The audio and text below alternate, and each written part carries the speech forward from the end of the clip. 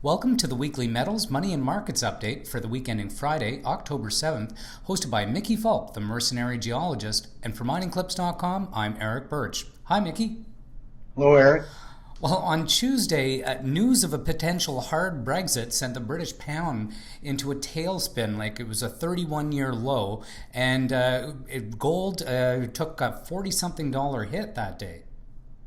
Well, it was quite a volatile week. We've been complaining about the lack of volatility in the markets, and we got our wish this week. The precious metals had a very bad week. Gold closed at 1255. That's right at its 200-day moving average, lost almost 5%. Of course, silver is a big loser, down almost 9% at 1748.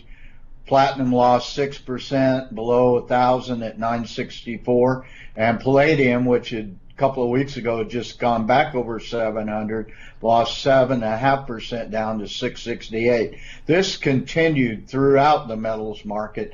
Copper also was down almost 2% at 215. Meanwhile, our ratios, gold silver back up almost to 72, and platinum to gold pushing that all-time low of 0.75, closed at 0.77. Just a horrific week for the metals. But on the other side of the coin, oil continued to move higher on last week's OPEC policy change. Well, it did. If that amounts to anything, oil touched $50 yesterday, closed the day at 49.74 for a 2% gain. It's been driven by this so-called oil or OPEC production cut. However, it came out today that the Saudis had already intended to cut production equal to the amount that they've basically okayed the cuts at OPEC. So it's really much ado about nothing once again. Other rumors, OPEC and Russia are talking about production cuts. U.S. inventories, less than 500 million barrels in inventory for first time in quite some time. Nat gas at 315, that's a one-year high, basically on gas-fired power plant demand and lower production. So oil had a very good week. I think it's very much driven by news and rumor and not a lot of substance. For instance, an article I picked up today, there are 10 tankers full of oil floating in the North Sea with cargo waiting to do something with it. Normal is one or two tankers. So very volatile week for all the commodities. You know, gold took that hit on Tuesday, not only as the U.S. dollar rose and the pound started to go down, but there were Fed rumors of a rate hike by a Fed board member who doesn't even have a vote. There was a stronger dollar, and then really exacerbated by stop loss selling as it started going down. But if you look at the whole precious metal scenario, gold's down 7% from its high. It's now in a 10-day down tick, but from 1341 to what it closed at today at 1255, that's $86 or something like that, and that's less than a 7% correction. Gold has been flat for about 3 months now, so it was very much due for correction. Certainly. And in currencies, normally we don't talk about the British pound, but again, even today there was a flash crash of more than 6%, I think it was. So the U.S. dollar at a 31-year high against the British pound.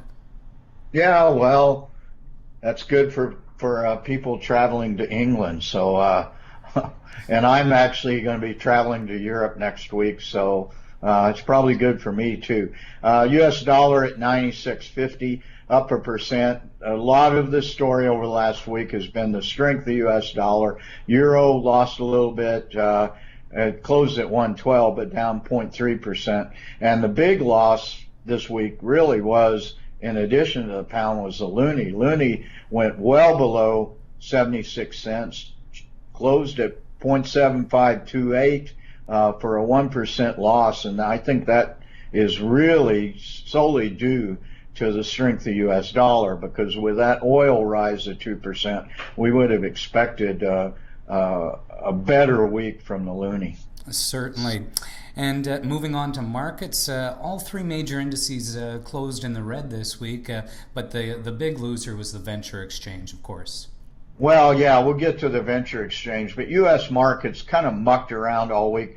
Very little volatility, very range bound. I heard that the S&P 500 was essentially flat all day yesterday. Very unusual. Dow closed at 18,240, down a little less than 0.5%. S&P 500 2154. Nasdaq closed down, went below 5,300, which we saw the all-time high 2 or 3 weeks ago at 52.92. But the big story, and it has all to do with the drop in gold, was the Toronto Venture Exchange. At one point, it was down something on the order of 35 points on the week. Made a little rally, up 15 points today, so it closed at 781, lost 2.5%. But we got to be encouraged by the rally, even though that gold was flat the last 2 days at that 200-day moving average level. The venture exchange made a little bit of a rally today. Well, October is usually a volatile month, or the most volatile month, and we certainly saw that this week. Well, we embrace volatility. It gives us entry and exit points into markets. Well, thanks again for your analysis this week, Mickey, and we look forward to checking in with you next Friday. Well, unfortunately, next Friday I will be traveling. I will be in the field above the Arctic Circle without communication. But what we're going to do next week, my research assistant, Steve Sweeney, who is on the verge of getting a master's degree in mining engineering from New Mexico Tech, and unfortunately going out and getting a real job, so I don't know how much longer he'll be working for me, but he's going to handle the interview next week for me. Well, fantastic. I look forward to tuning in with him, and have a safe journey up north. Thanks a lot, Eric.